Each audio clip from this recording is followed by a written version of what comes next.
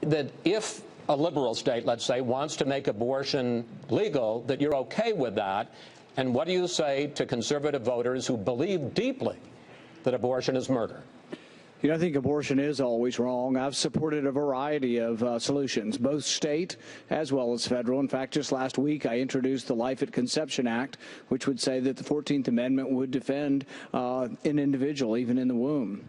But I think on the broader question of religion and politics, you know, I think liberty itself requires a virtue, requires a virtuous people. In fact, Washington said that democracy requires a virtuous people.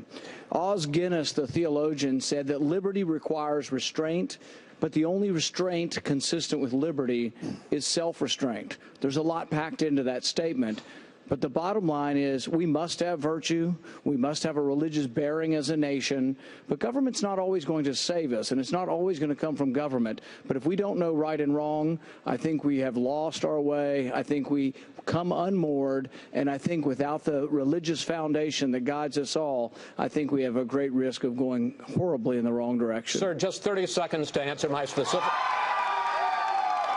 Just 30 seconds to answer my specific question. Do you favor the idea that abortion should be a states' rights issue, and if a liberal state wants to make it legal, that's their choice?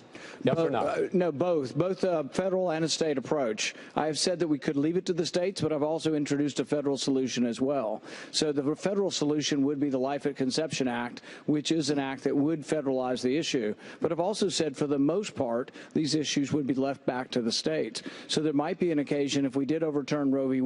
Wade nationalized the issue. If you actually had the court reverse Roe v. Wade, it would become a state issue once again. I think it would be better the less abortions we have. So the more states that we had that made abortion illegal, the better as far as trying to save and preserve lives. Thank you, sir. Gentlemen, I'd like to ask